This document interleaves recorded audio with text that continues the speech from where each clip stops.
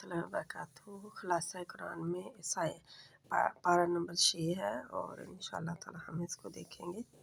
औज़ु बिल्लाहि मिनश शैतानिर रजीम, बिस्मिल्लाहिर रहमानिर रहीम। रब्बि इश्रह ली सदरी व यस्सिर ली अमरी वहलुल उक़दतम मिन लिसानी यफ़क़हू क़ौली। रब्बि ज़िदनी इल्मा, अल्लाहुम्मा फ़क़्क़िहना फ़िद्दीन। सुब्हानल्लाहि व बिहम्दिही अदद ख़ल्क़िही व रिदा नफ़्सिही व ज़ीनता अर्शिही व मिदाद कलिमातिही। ईसाइयों का एक गलत कौल।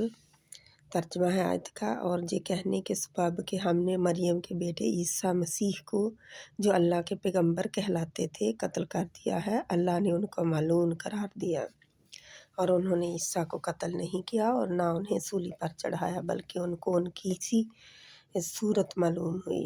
और जो लोग उनके बारे में इख्तलाफ करते हैं वो उनके हाल से शक में पड़े हुए हैं, क्योंकि हज़रत ईसा अलैहिस्सलाम के हवारियों में से एक की सूरत मिलती जुलती थी, तो जिसको उन्होंने सूली पे चढ़ाया और कहने लगे कि हज़रत ईसा को चढ़ाया। लेकिन अल्लाह ताला ने उन्हें ऊपर उठा लिया ज़िंदा, और वो आएंगे क़यामत से पहले, यही हमारा यकीन है। और इनके हाल से शक में पड़े हुए हैं। पैरवी ज़न के सिवा उनको उसका मुतलक इल्म नहीं, जिनको ये इल्म नहीं है, सिर्फ़ एक जो गमान है उसी की पैरवी करते हैं। और उन्होंने ईसा अलैहिस्सलाम को यकीनन कत्ल नहीं किया। ये आयत तशरीह करती है कि हज़रत मसीह सलीब पर चढ़ाए जाने से पहले ही उठा लिए गए थे, और ये कि मसीहियों और यहूदियों दोनों का ये ख्याल कि मसीह ने सलीब पर जान दी, महज गलत फहमी पर मबनी है। कबल इसके कि यहूदी आपको सलीब पर चढ़ाते, अल्लाह ताला ने किसी वक़्त आन जनाब को उठा लिया, यानी कि हज़रत मसीह अलैहिस्सलाम को। और बाद में यहूदियों ने जिस शख्स को सलीब पर चढ़ाया वो कोई और शख्स था, जिसको नामालूम किस वजह से उन लोगों ने ईसा इब्न मरियम समझ लिया। अंबिया अलैहिस्सलाम के पे दर पे तशरीफ़ आवरी। तर्जुमा हदीस का आयत का, ए मोहम्मद सल्लल्लाहु अलैहि वसल्लम, हमने तुम्हारी तरफ इसी तरह वही भेजी है जिस तरह नूह और इनसे पहले पैगंबरों की तरफ भेजी थी, और इब्राहिम और इस्माइल और इसहाक और यकूब और औलाद यकूब और ईसा और अयूब और यूनुस और हारून और सुलेमान अलैहिस्सलाम की तरफ भी हमने वही भेजी, और दाऊद अलैहिस्सलाम को हमने ज़बूर अनायत की थी। तो ये हुआ हमारा 6वां पारा, जो कि अहले किताब की गलत फहमियों के गलत अकीदे के ऊपर था। तो अभी यानी कि अभी जारी है। तशरीह इसकी क्या है, यानी इन तमाम पैगंबरों के भेजने की एक ही गर्ज थी, और वो ये थी कि अल्लाह ताला नूह इंसानी पर तमाम हुज्जत करना चाहता है, ताकि आखिरी अदालत में मौक़या पर कोई गुमराह मुजरम उसके सामने ये उज़र पेश ना कर सके कि हम नावाकिफ़ थे और आपने हमें हकीकत हाल से आगाह करने का कोई इंतज़ाम नहीं किया था। तो ये था एक हुज्जत पेश करनी अल्लाह की तरफ से लोगों के लिए। कलाला के मिरास का मसला। कलाला उस शख्स को कहते हैं जिसका ना बाप हो ना बेटा हो, यानी कोई ज़िंदा ना हो, ना बाप ना बेटा, ना आगे ना पीछे, तो उसको कलाला कहते हैं। तर्जुमा आयत शरीफ। ऐ पैगंबर सल्लल्लाहु अलैहि वसल्लम, लोग तुमसे कलाला के बारे में हुक्म दरियाफ्त करते हैं। कह दो कि अल्लाह कलाला के बारे में ये हुक्म देता है कि अगर कोई ऐसा मर्द मर जाए जिसके औलाद ना हो और ना माँ बाप और उसके बहन हो, तो यानी उसके बहन हो तो उसको भाई के तुर्के में से आधा मिलेगा, और अगर बहन मर जाए और उसके औलाद ना हो तो उसके तमाम मालिक का वारिस उसका भाई होगा। और अगर मरने वाले भाई की 2 बहनें हों तो दोनों को भाई के तुर्के में 2/3, यानी 2/3 में वो दोनों शरीक होंगी। अगर भाई और बहन, मर्द और औरतें मिले जुले वारिस हों तो मर्द का हिस्सा 2 औरतों के हिस्से के बराबर होगा। तशरीह। कलाला के मायने में इख्तलाफ है। बाज़ की राय में कलाला वो शख्स है जो ला वलद भी हो اور جس کے باپ اور دادا بھی زندہ نہ ہوں، اور بعض کے نزدیک، کیونکہ اگر باپ زندہ ہوگا نا تو کوئی فوت ہو جائے جس کی اولاد نہیں ہے، جس کا بیٹا نہیں ہے، تو جائیداد آٹومیٹکلی والد کو چلی جائے گی، کیونکہ والد زندہ ہے یا پھر دادا زندہ ہے۔ تو اگر ان دونوں میں سے بھی کوئی نہیں ہے تو پھر بہن بھائیوں کی طرف ہے منتقل ہو رہی۔ اور بعض کے نزدیک محض لاولد مارنے والے کو کلالہ کہا جاتا ہے، جن کا بچہ نہ ہو، لیکن عام فقہا نے حضرت ابوبکر رضی اللہ تعالیٰ عنہ کی اس رائے کو تسلیم کر لیا ہے کہ اس کا اطلاق پہلی صورت پر ہی ہوگا، یعنی کہ جو لاولد بھی ہو اور جس کے باپ اور دادا بھی زندہ نہ ہوں، کیونکہ جہاں کلالہ کی بہن کو، اور خود قرآن نے بھی اس کی تائید کی ہے، کیونکہ جہاں کلالہ کی بہن کو نصف ترکہ کا وارث قرار دیا گیا ہے، حالانکہ اگر کلالہ کا باپ زندہ ہو تو بہن کو سرے سے کوئی حصہ نہیں پہنچنا ہی نہیں۔ ایک ایسا شخص جو لاولد ہو اور اس کے باپ دادا بھی زندہ نہ ہوں تو اس کی میراث کے بارے میں بھی اللہ تعالیٰ نے حکم فرمایا، اور اس سے یہ پتہ چلا کہ اللہ تبارک تعالیٰ اپنے بندوں پر کس قدر مہربان ہے، اور آپس میں ایک دوسرے کے حقوق کی ادائیگی کے لیے کس قدر تاکید فرماتا ہے۔ تو پارہ نمبر 7 ہے آگے۔ قسم پوری نہ کرنے کا کفارہ، اگر قسم کوئی کھا لے اور پوری نہ کرے، ایک تو ہوتی ہے نا ایک تقیہ کلام کے طور پر قسم اللہ کی ہر وقت کرتے رہنا اور پتہ بھی نہیں ہوتا میں قسم کھا رہا ہوں، وہ قسم نہیں، جہاں پہ دل کے ارادے سے جو قسم کھائی جاتی ہے تو اس کا کفارہ۔ آیت کا ترجمہ ہے، اللہ تمہاری بے ارادہ قسموں پر تم سے مواخذہ نہیں کرے گا، لیکن پختہ قسموں پر جن کے خلاف کرو گے مواخذہ کرے گا، تو اس کا کفارہ 10 محتاجوں کو اوسط درجے کا کھانا کھلانا ہے جو تم اپنے اہل و عیال کو کھلاتے ہو، یا ان کو کپڑے دینا، یا ایک غلام آزاد کرنا، اور جس کو یہ میسر نہ ہو تو وہ 3 روزے رکھے۔ یہ تمہاری قسموں کا کفارہ ہے جب تم قسم کھا لو اور اسے توڑ دو، اور تم کو یعنی قسم کھا لو اور پھر اسے توڑ دو، یعنی پوری نبھا نہ سکو، اور تم کو چاہیے کہ اپنی قسموں کی حفاظت کرو۔ اس طرح اللہ تمہارے سمجھانے کے لیے اپنی آیتیں کھول کھول کر بیان فرماتا ہے تاکہ تم شکر کرو۔ تشریح اس کی کیا ہے؟ قسم کے بارے میں اللہ تعالیٰ کا یہ فرمان ظاہر کرتا ہے کہ قسم کھا کر توڑنا کس قدر بڑا گناہ ہے، اس لیے اللہ نے اس کا کفارہ مقرر کیا۔ ہاں یوں ہی قسم کھا لی جائے تو باتوں میں بے وجہ بغیر تاکید کے، اس کے لیے اللہ تعالیٰ نے سورہ بقرہ میں فرمایا لغو قسم کے بارے میں تمہاری معافی ہے، لیکن صحیح اور تاکیدی قسم اگر توڑ دی تو بغیر کفارہ کے معافی نہیں ہے، یعنی کفارہ پھر ادا کرنا پڑے گا۔ معجزہ حضرت عیسیٰ علیہ السلام کا۔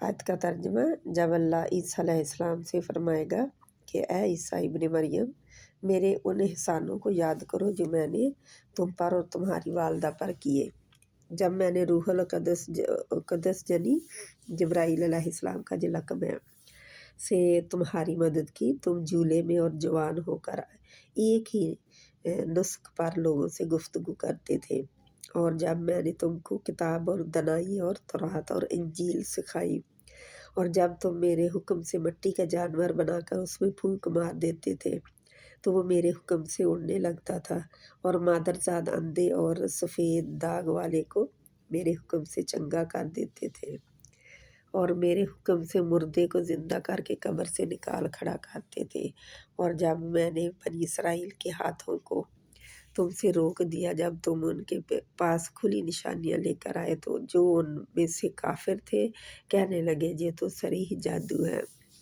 یعنی بالکل کھلم کھلا جادو ہے۔ حضرت عیسیٰ علیہ السلام کو یہ تشریح ہے اس کی، اللہ تعالیٰ نے ایسے معجزات سے سرفراز فرمایا تھا کہ جس سے بنی اسرائیل متاثر ہو کر اسلام قبول کرے، جس طرح اللہ تعالیٰ نے دیگر انبیاء بنی اسرائیل کو معجزات سے نوازا تھا، یعنی حالت موت سے نکال کر زندگی کی حالت میں لانا بھی ایک معجزہ ہی تھا۔ پھر دوسرا واقعہ ہے حضرت ابراہیم علیہ السلام کا کائنات میں غور و فکر، یعنی اللہ کی بنائی ہوئی تخلیق میں غور و فکر۔ तर्जुमा आयत का, और हम इस तरह इब्राहीम अलैहिस्सलाम को आसमान और ज़मीन के अजायबात हमने दिखाने लगे ताकि वो खूब यकीन करने वालों में से हो जाए। यानी जब रात ने उनको पर्दा तरीकी से ढांप लिया तो आसमान में एक सितारा नज़र पड़ा। कहने लगे ये मेरा रब है। जब वो गायब हो गया तो कहने लगे कि मुझे गायब हो जाने वाले पसंद नहीं। फिर जब चाँद को देखा चमक रहा था तो कहने लगे ये मेरा रब परवरदिगार है। लेकिन जब वो भी छुप गया तो बोल उठे कि अगर मेरा परवरदिगार मुझे सीधा रास्ता नहीं दिखाएगा तो मैं उन लोगों में से हो जाऊंगा जो भटक रहे हैं। फिर जब सूरज को देखा कि जगमगा रहा है तो कहने लगे मेरा परवरदिगार ये है जो सबसे बेहतर है। मगर जब वो भी डूब गया तो कहने लगे लोगों, जिन चीज़ों को तुम अल्लाह का शरीक ठहराते हो या बनाते हो मैं उनसे बेजार हूँ। मैंने सबसे यकसू होकर अपने ताई अपनी ज़ात की इसी ज़ात की अपने ताई उसी ज़ात की तरफ मतवज्जो किया जिसने आसमानों और ज़मीन को पैदा किया। यानी जो इन सब को पैदा करने वाला है, मैंने उसकी तरफ अपना रुख कर लिया है और मैं मुशरकों में से नहीं हूँ, यानी कि तुम्हारी तरह शिरक नहीं करूँगा। फिर तो इसकी तशरीह है हज़रत इब्राहीम अलैहिस्सलाम अल्लाह ताला के अजायबात देखकर यकीन करने वालों में से होंगे और बेख्तियार पुकार उठे कि मैं एक अल्लाह को मानता और मैं मुशरकों में से नहीं हूँ। दीन को खेल कूद और तमाशा बनाने वालों का इंजाम आज जो कि अक्सर ही हो रहा है। दीन पर चलने वालों का भी मजाक उड़ाया जाता है और दीन के अहकामात का भी। तर्जुमा आयत का है और जिन लोगों ने अपने दीन को खेल और तमाशा बना रखा है और दुनिया की ज़िंदगी ने उनको धोखे में डाल रखा है, उनसे कुछ काम ना रखो। हाँ, इस कुरान के ज़रिए से नसीहत करते रहो ताकि क़यामत के दिन को या अपने अमाल की सज़ा में हलाकत में न डाला जाए। यानी कि नसीहत जो है करते रहो ताकि लोगों को आगाही हो जाए। और उस रोज़ खुदा के सिवा तो कोई उसका दोस्त होगा और ना सिफारिश करने वाला होगा। और अगर वो हर वो चीज़ जो रोए ज़मीन पर बतौर मुआवजा देना चाहे तो वो उससे कबूल ना होगी। यानी कि ज़मीन पर हर शय जितनी भी है सभी को भी देना चाहेगा तो फिर भी उसको कबूल नहीं किया जाएगा। यही लोग हैं कि अपने अमाल के वबाल में हलाकत में डाले गए। इनके लिए पीने का खौलता पानी और दुख देने वाला अजाब है, इसलिए कि कुफ्र करते थे। तशरीह क्या है? आजकल आम लोगों में ये आदत आ गई है कि नाउज़ बिल्ला मिन ज़ालिक दीन की बातों का मजाक बना लेते हैं और ऐसे कलिमात कह जाते हैं कि जिससे उनके ईमान को नुकसान पहुंचने का खतरा होता है, लेकिन वो अपने नुकसान को समझते ही नहीं। इसलिए चाहिए कि दीन की बातों का किसी भी सूरत में मजाक ना उड़ाया जाए, जब बनाया जाए और वरना जहन्नम ठिकाना होगा। पारा 78 है, पारा 8 है। अल्लाह ताला के नामात का ज़िक्र तर्जुमा आयत शरीफ है। और अल्लाह ही तो है जिसने बाग पैदा किए, क्षत्रियों पर चढ़ाए हुए भी और क्षत्रियों पर नहीं चढ़ाए हुए भी, वो भी, और खजूर और खेती जिनके तरह तरह के फल होते हैं, और जैतून और अनार जो बाज़ बातों में एक दूसरे से मिलते हैं और बाज़ बातों में नहीं मिलते। जब ये चीज़ें चीज़ें फलें तो उनके फल खाओ और जिस दिन फल तोड़ो और खेती काटो। अल्लाह का हक भी इसमें से अदा करो। क्या है अल्लाह का हक? ज़कात यानी अदा करो और बेजा ना उड़ाना कि अल्लाह बेजा उड़ाने वालों को पसंद नहीं करता। अल्लाह ताला ने तशरीह है, अल्लाह ताला ने अपने इनामात का ज़िक्र फरमा कर अपना एहसान जताया और दावत दी है कि शिरक से तौबा करके एक अल्लाह की इबादत के लिए अपने आप को तैयार करें और इनामात का ज़िक्र करें जिनको अल्लाह ताला ने कुरान करीम में बार बार ज़िक्र फरमाया है। यतीम का माल मत खाओ, अल्लाह का हुक्म आयत शरीफ का तर्जुमा है। और यतीम के माल के पास भी न जाना मगर ऐसे तरीके से कि बहुत ही پسندیدہ ہو جہاں تک کہ جو وہ جوانی کو پہنچ جائے، اور ناپر تول انصاف کے ساتھ پوری کیا کرو۔ جس یتیم کے مال کے قریب جانا، یعنی کہ اس کو کھانا تو دور ہے، سوچنا بھی نہیں ہے اس کے بارے میں کہ مجھے مل جائے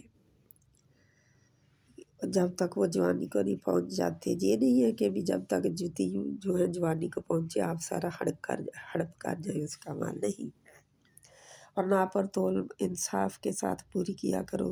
ہم کسی کو تکلیف نہیں دیتے مگر اس کی طاقت کے مطابق، اور جب کسی کی نسبت کوئی بات کہو تو انصاف سے کہو، گو وہ تمہارا رشتہ دار ہی ہو، اور اللہ کے عہد کو پورا کرو۔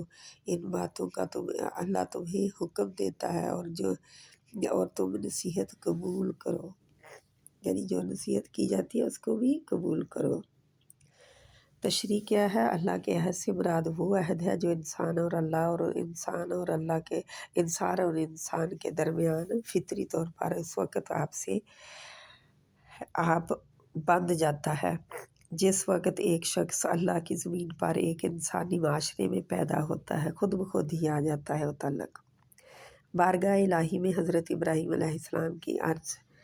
ترجمہ آیت کا: کہہ دو کہ مجھے میرے پروردگار نے سیدھا راستہ دکھا دیا ہے، یعنی دین صحیح کا، اسلام کا، دین ابراہیم کا جو ایک اللہ ہی کی طرف کے تھے اور مشرکوں میں سے نہ تھے۔ یہ بھی کہہ دو کہ میری نماز اور میری عبادت اور میرا جینا اور میرا مرنا سب اللہ رب العالمین کے ہی لیے ہے، جس کا کوئی شریک نہیں، اور مجھ کو اسی بات کا حکم دیا گیا ہے، اور میں اس سے سب سے اول فرما بردار ہوں، یعنی سب سے پہلے میں مانتا ہوں۔